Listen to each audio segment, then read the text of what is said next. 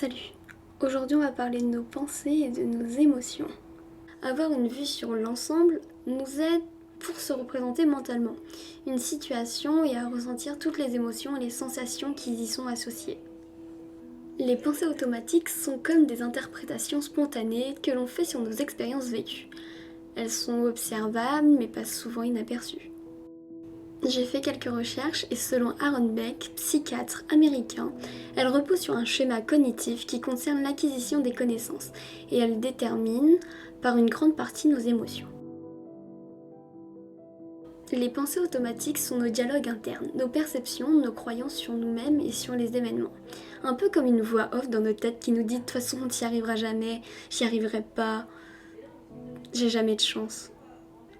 Ce sont des façons de traiter l'information qui traitent nos pensées avec des fucking émotions négatives. Les pensées automatiques concernent les pensées du tout ou rien, lorsque c'est tout blanc ou tout noir, bon ou mauvais, mais cela ne correspond pas à la réalité. Nous sommes beaucoup à abandonner rapidement à la première pensée négative.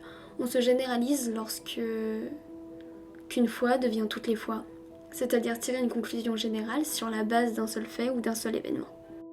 Notre cerveau a pour habitude de faire une abstraction sélective. C'est le fait de porter attention qu'au négatif de la situation. Et met en place aussi la dramatisation et la minimalisation. Minimisation. C'est-à-dire donner un poids plus grand à un échec, à un succès.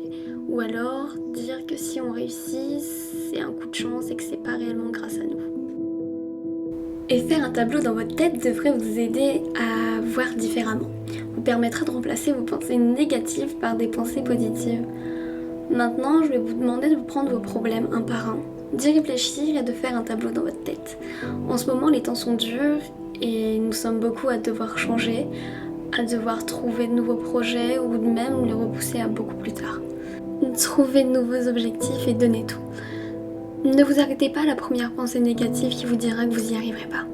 Avec toute la détermination que vous pouvez avoir, vous y arriverez. Et vous verrez, la satisfaction d'avoir réussi sera juste immense. Qui aurait prémédité que tout ça se passerait cette année? Ou que tout ça se passerait tout court? Personne. Essayez de vivre le jour sans vous projeter beaucoup trop loin. Je vous demande pas de ne pas vous projeter dans un an. Mais faites attention parce que tout peut tomber à l'eau. Donnez tout maintenant et tout ce que vous pouvez réaliser dès maintenant, faites-le. Voilà, salut!